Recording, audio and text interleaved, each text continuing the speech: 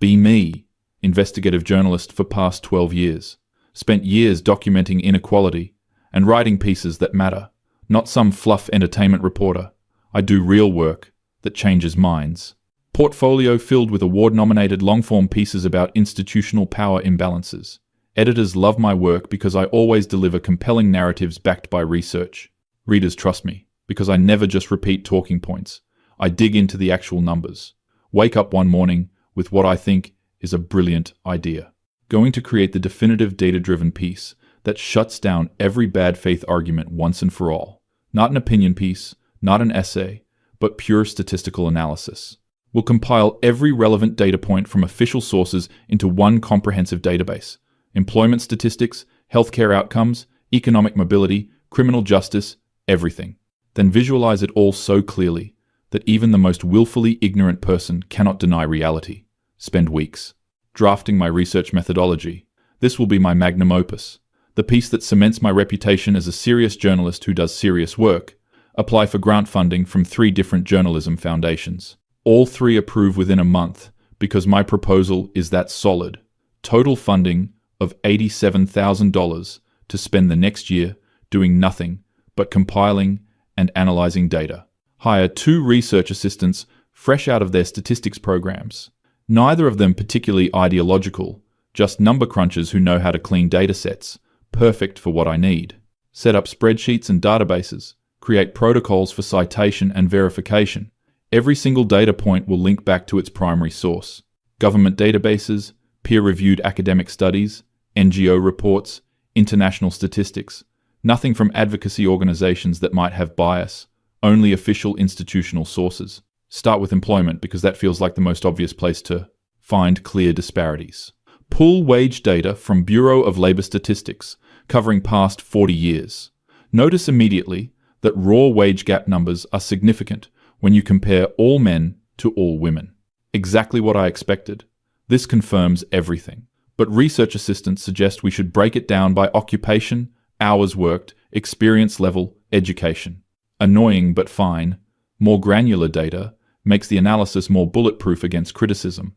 Spend 2 weeks categorizing occupations, controlling for variables. Gap shrinks considerably when accounting for hours and experience. Still exists though, approximately 4 to 7% depending on sector. Definitely still evidence of discrimination, just more subtle than raw numbers suggested. Make detailed notes about how discrimination manifests in career guidance, promotion opportunities, workplace culture. All of this explains why women end up in lower-paying fields and work fewer hours. Structural discrimination is structural precisely because it is not obvious. Move on to workplace safety data. Figure, I will find evidence of women being pushed into dangerous roles without proper protection. Pull OSHA reports, workers' compensation claims, occupational fatality statistics.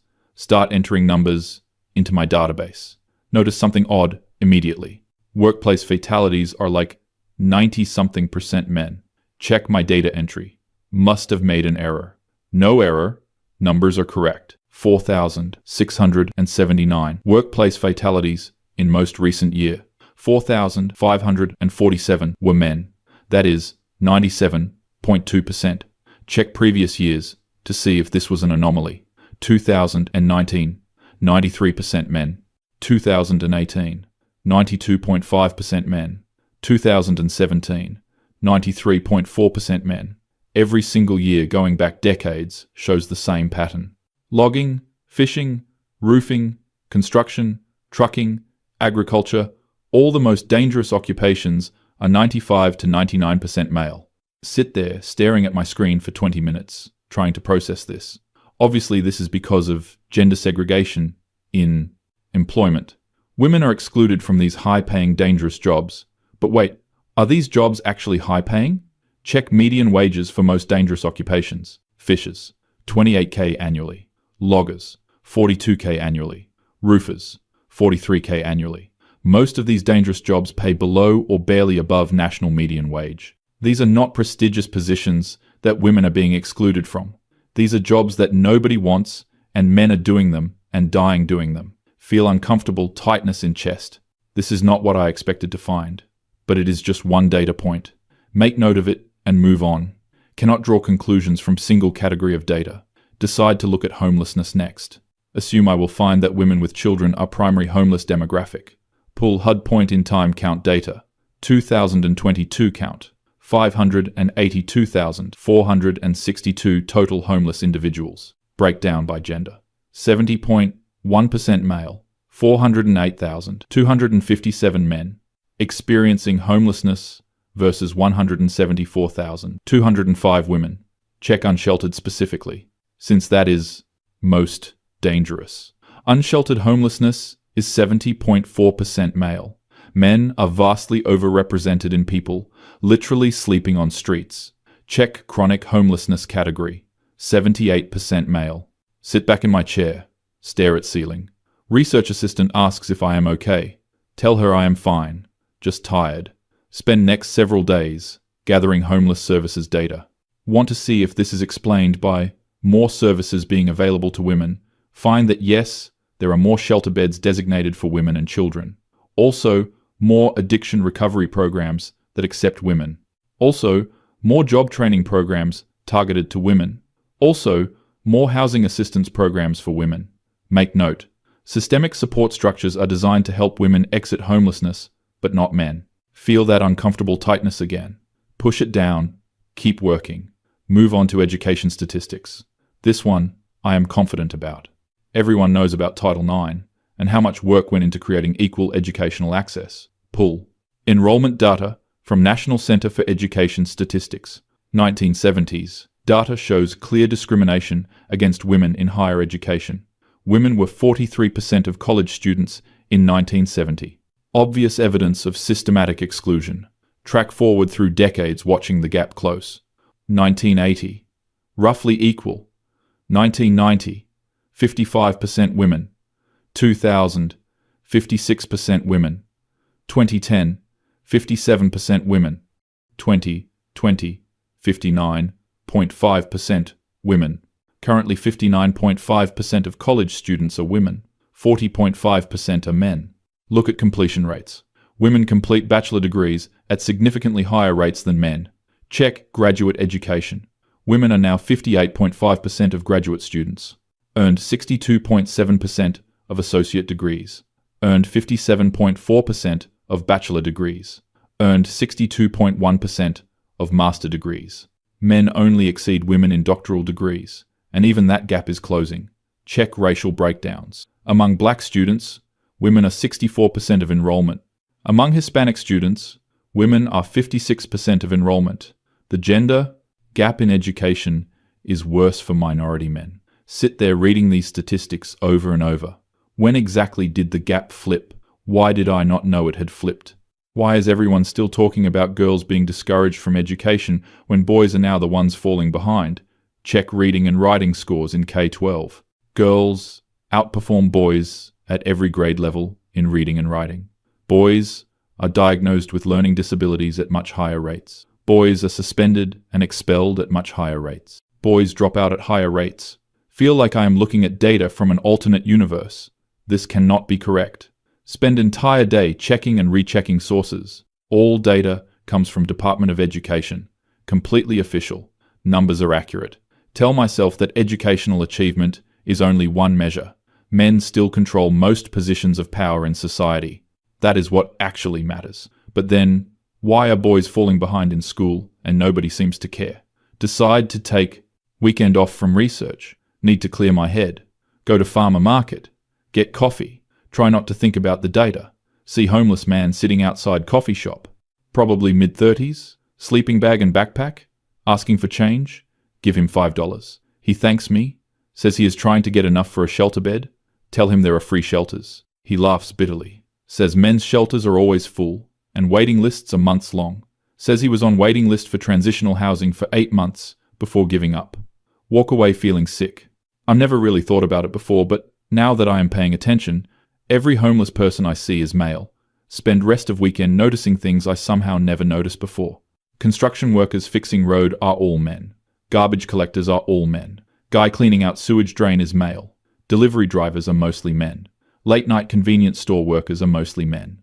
All the jobs that are dangerous, or dirty, or unpleasant, or overnight. All men try to shake it off, go back to work Monday, decide to look at criminal justice data next, assume I will find clear evidence of discrimination against minorities, which I do, but decide to also control for gender, since I am being thorough. Pull sentencing data from Bureau of Justice statistics. Compare sentences by gender for identical crimes. Men receive sentences that are 63% longer than women for same crimes. Women are significantly more likely to avoid incarceration entirely when convicted. 42% of women convicted of crimes receive no jail time versus 28% of men. This disparity is larger than the racial disparity in sentencing. A woman and a man convicted of identical crime, woman will get lighter sentence or no sentence at all. Check violent crime statistics.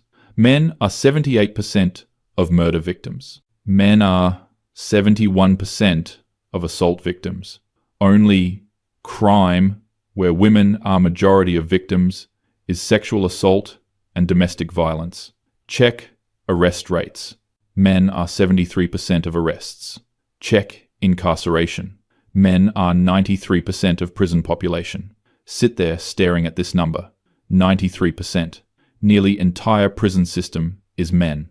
Where are all the think pieces about mass incarceration being a men's issue? Check my own previous articles. I have written 17 articles about criminal justice reform. Not one of them mentioned that men are vastly disproportionately affected. Several of them specifically focused on how incarceration affects women and children. Feel hot shame creeping up my neck. Try to rationalize it. Men commit more crimes, so of course they are incarcerated more. But is that the full picture? Check prosecution rates. Men are more likely to be prosecuted when arrested. Men are less likely to receive plea bargains. Men receive harsher sentences. At every decision point in criminal justice system, men are treated more harshly. Check wrongful conviction data. Men are 89% of wrongfully convicted people later exonerated. Either men are committing vastly more crimes, or system is biased against men, or both. Probably both. But the bias piece is something I never acknowledged before. Feel like I am betraying something by even thinking this. Push forward. Decide to look at domestic violence data. This one I am sure about. Everyone knows domestic violence is a gendered issue. Pull FBI intimate partner homicide data. Women are 70% of intimate partner homicide victims. Okay, this confirms what I expected. But check non-fatal domestic violence. Pull National Crime Victimization Survey data. Approximately equal rates of intimate partner violence victimization between men and women. Wait, what? Read more carefully. Women experience intimate partner violence at rate of 16 per 1,000. Men experience intimate partner violence at rate of 9 per 1,000. So women experience it more but not vastly more. Roughly 60 to 40 split. Check other studies. CDC's National Intimate Partner and Sexual Violence Survey shows more complex picture. Non-reciprocal violence shows different patterns than reciprocal violence. Women experience more severe violence and more controlling behavior. Men experience violence but report it less and are taken less seriously when they do report. Look up domestic violence resources. Find that there are over 2,000 domestic violence shelters for women in the US. Find that there are fewer than 10 shelters specifically for male victims. Call several shelters asking about their policies. Pretend I am writing general article about domestic violence services. Most shelters say they only serve women and children. Some say they can provide hotel vouchers for men, but no direct shelter. One shelter director tells me, men are turned away because they assume male victims are actually abusers. Hang up phone and sit in silence. Imagine being man experiencing violence at home. Imagine finally getting courage to seek help. Imagine being turned away because of your gender. Imagine being told you are probably actually the abuser. Feel something cracking inside my chest. Spend next week diving into male victimization research. Find study after study showing that male victims face disbelief, mockery, and lack of services. Male victims are arrested when they call police for help because of mandatory arrest laws that assume men are perpetrators. Male victims have no shelter options. Male victims lose their children if they leave because courts favor mothers. Read testimony from male victims describing their experiences. One man was stabbed by his wife, called 9/11. Police arrived and arrested him because he was bigger than her. Another man tried to leave abusive relationship. Wife threatened to make false accusations. He stayed for 3 more years. Another man was denied restraining order against female partner because judge did not believe women could be dangerous. I feel sick to my stomach. How did I not know about this? Why is nobody talking about this? Check major news outlets. Search for articles about male domestic violence victims. Find a handful of articles, most of them dismissive or mocking. Find articles insisting that male victimization is a myth used to derail conversations about violence against women. Realize I have said similar things myself. Realize I have been part of the problem. Try to refocus on the data. Cannot let emotions cloud my analysis. Move on to suicide statistics. Pull data from CDC, an American Foundation for Suicide Prevention. Men die by suicide at 3.7 times the rate of women. 2020, 45,979. Suicide deaths in total. 37,144 were men. 8,835 were women. Men are 78.7% of all suicides. This is consistent across every demographic. White men, 69.8% of suicides. Middle-aged men have highest rates. Elderly men have even higher rates. Check methods.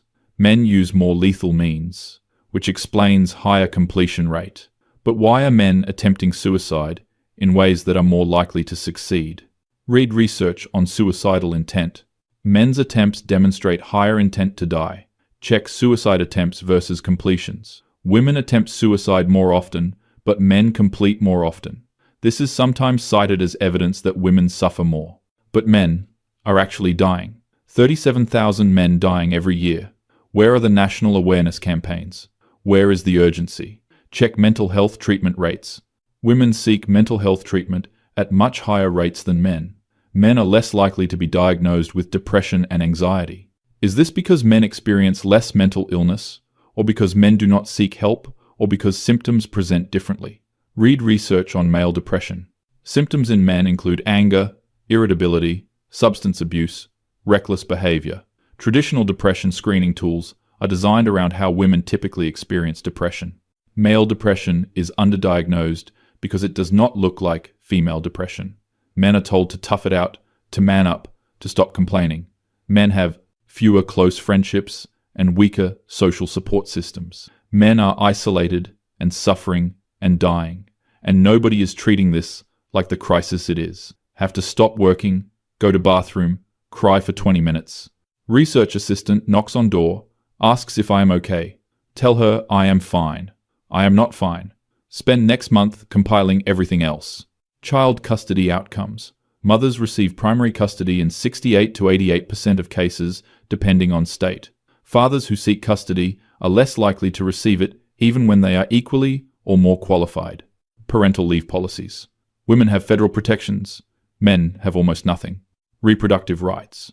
Women have access to abortion, adoption, safe haven laws. Men have no reproductive autonomy after conception. Men can be forced into parenthood against their will. Men must pay child support, even if they did not want the child. Boys in some states have been forced to pay child support for babies conceived when they were raped as minors. Read case law on this. Multiple cases where teenage boys were sexually assaulted by adult women. Women became pregnant. Boys were ordered to pay child support. Courts ruled that child support is for the child, not the mother. So father's victimization is irrelevant. Sit there reading this case law in absolute horror. A child was raped and then forced to financially support his rapist's baby. How is this legal? How is this not a national scandal? Check life expectancy data. Women live 5 to 6 years longer than men on average. Check cause of death. Men die more often from heart disease, cancer, accidents, suicide, homicide. Check healthcare spending. More healthcare spending on women's health, despite men dying younger. More research funding for diseases that affect women. Check workplace deaths again. The numbers haunt me. 92 to 93% of everyone who dies at work is male. Over 5,000 families every year, losing fathers, brothers, sons to workplace accidents. Check military deaths. 99+% male. Check murder victims. 77% male. Check life expectancy in different demographics. Black men have lowest life expectancy of any demographic group. Black men are dying young, and everyone talks about this as a race issue. which it is, but it is also a gender issue. Black men are dying younger than black women.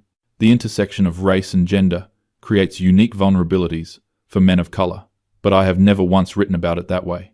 Spend 3 days organizing all the data into comprehensive database. Create visualizations showing every disparity. Workplace deaths, 93% men. Homelessness, 70% men. Suicides, 79% men. Incarceration, 93% men. Education gap, widening against boys. Criminal sentencing, 63% longer for men. Child custody, 68 to 88% to mothers. Domestic violence services, 2,000 plus shelters for women, less than 10 for men. Life expectancy, men die 5 to 6 years younger.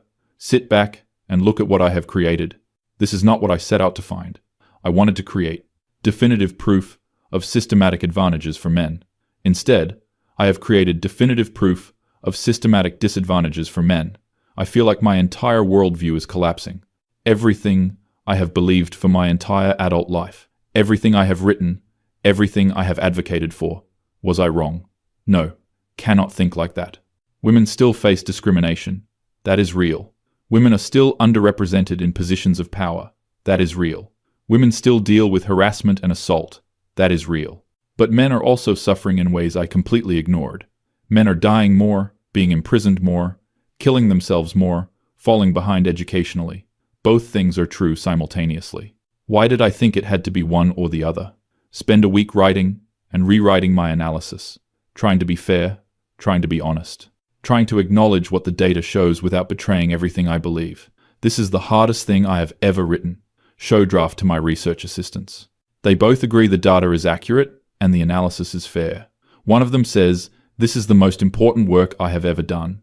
The other says, "I am brave for following the data, even when it contradicted my hypothesis." Do not feel brave, feel terrified. Send draft to my editor with subject line, "We need to talk." Editor calls me 30 minutes later, can hear the tension in her voice. She read the whole thing. Long silence after I ask what she thinks. Finally she says, "You cannot publish this." Feel like I have been punched in stomach.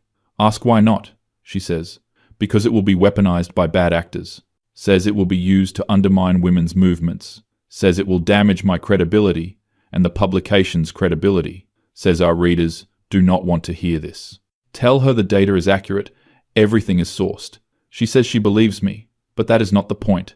Says there is a difference between truth and responsible journalism. Says I need to consider the impact of publishing this. Says publishing this will help the wrong people. Get off phone feeling numb. Spend next few days thinking about what she said. She is not wrong that this data will be used by people with bad intentions. Can already imagine how certain communities will react to this. Will use it to claim that men are the real victims. Will use it to dismiss women's concerns. Will use it to argue against resources for women. But does that mean I should suppress accurate data? Does truth matter or does narrative matter? Check my email. Editor sent follow-up. Suggests I reframe the data to focus on how patriarchy harms everyone. Suggests I emphasize that these problems are caused by toxic masculinity and traditional gender roles. Suggests I make it clear that feminism is the solution to men's problems too. Read her suggestions and feel angry. This is exactly what I would have said a year ago. This is the standard framing. But is it true? Are boys falling behind in education because of toxic masculinity, or because schools are designed in ways that disadvantage boys? Are men dying in workplace accidents because of toxic masculinity, or because society views male lives as more disposable? Are men killing themselves because they will not ask for help, or because there is no help available for them? Are men losing custody of their children because of gender roles, or because courts explicitly discriminate against fathers? The patriarchy explanation feels convenient. Feels like a way to acknowledge men's suffering without actually taking it seriously. Feels like a way to make this fit into my existing framework, instead of letting it challenge my framework. Decide to send the piece to several colleagues whose opinions I trust. Get back range of responses. One colleague says this is incredibly important, and I must publish it. Another says, I am committing career suicide. Another says, I have been radicalized by men's rights activists somehow. Another says, the data is interesting, but I am interpreting it wrong. Another says I should be ashamed of myself for giving ammunition to misogynists. Sit there reading these responses feeling more alone than I have ever felt. Realize that I cannot win. If I publish, I will be accused of betraying women. If I do not publish, I will be suppressing data because it is politically inconvenient. Spend sleepless night staring at ceiling. Think about all the men in the statistics. The fathers who lost custody of their children. The boys falling behind in school. The men sleeping on the streets. The men dying at work. The men killing themselves.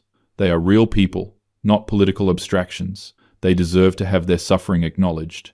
Decide, I have to publish. Send email to editor saying I am moving forward with publication. She calls immediately. Tells me to reconsider. Tells me she cannot run it. It goes against the publication's values. Tell her that accuracy and honesty should be the publication's values. She says, I am.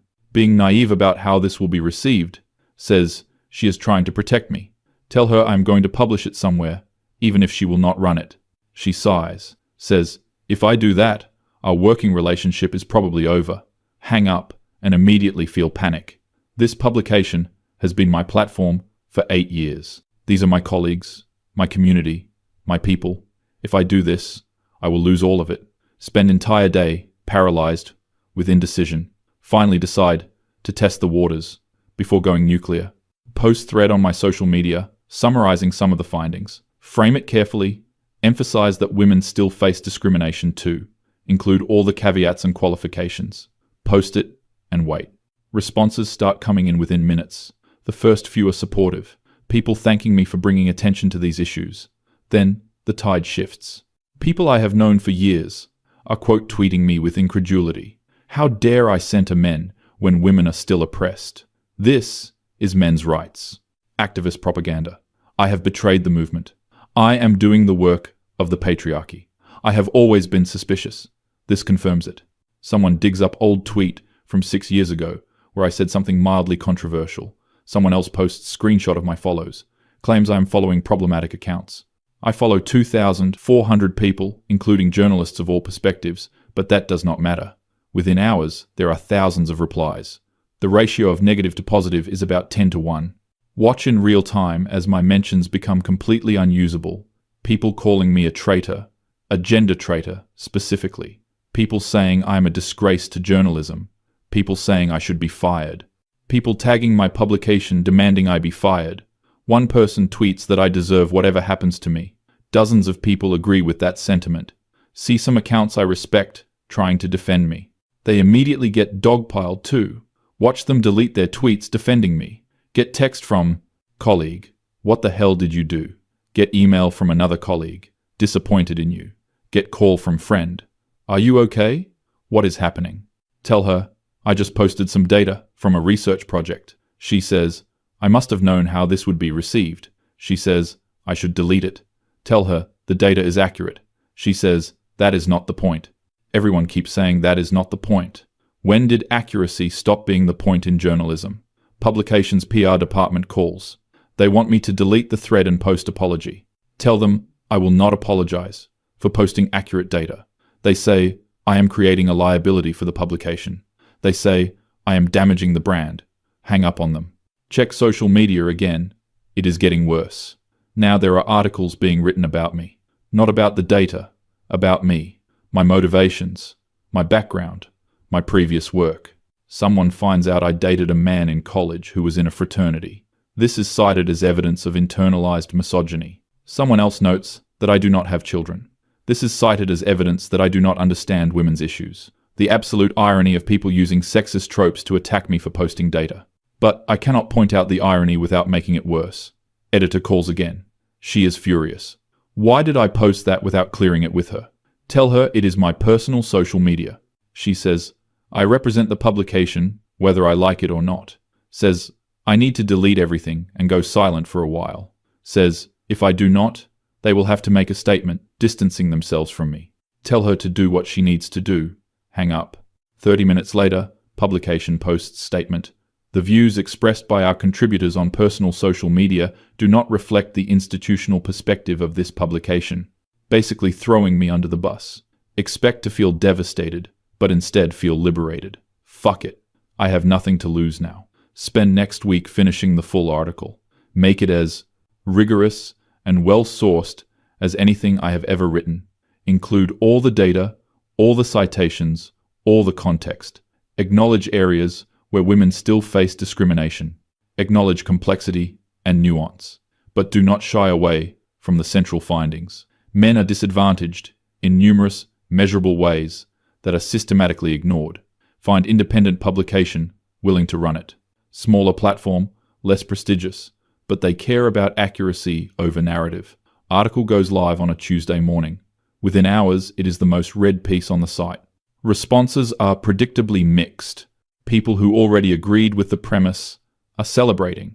People who disagree are outraged. Very few people are actually engaging with the data itself. Everyone is focused on what it means politically. Get interview requests from podcasts I would never go on. Get harassment from people who see me as traitor. Get praise from people whose other views I find reprehensible. I feel like I am in no man's land, pun intended. Cannot align with the people attacking me because they refuse to engage with evidence. Cannot align with the people praising me because many of them are using this to dismiss women's issues entirely. Both sides are wrong. Or maybe both sides are partially right, and that is what nobody can accept. Get email from researcher who studies men's issues from public health perspective. He thanks me for the article. Says he has been trying to get mainstream publications to cover this data for years. Says he is usually dismissed as having an agenda. Says maybe it will mean more coming from me. Appreciate the sentiment, but doubt it will matter. I am being dismissed as having an agenda too. Get email from male reader. He thanks me for the article. Says he lost custody of his daughter, despite being the primary caregiver. Says his ex-wife was verbally and emotionally abusive. Says the court did not care. Gave custody to mother by default. Says he has not seen his daughter in 2 years. Says he has thought about suicide. Says my article made him feel less alone. Read this email 3 times. Start crying at my desk. This is why I had to publish. Not for political points. Not for my career. For the people suffering in silence. Get hundreds of similar emails over the next few weeks. Men who were abused and had nowhere to turn. Men who lost their children. Men who are homeless and cannot get help. Men who attempted suicide. Fathers, brothers, sons who died in workplace accidents. Their families thanking me for acknowledging their loss. Every single one of these emails breaks my heart. Every single one confirms that I made the right choice. Also, get emails from women. Some angry, some supportive. One woman writes that her brother killed himself. Says she has been trying to understand why. Says my article helped her see the pressures he was under. Another woman writes that she is a family court judge. Says she has watched the system discriminate against fathers for years. Says she tries to be fair, but the default assumptions are so strong.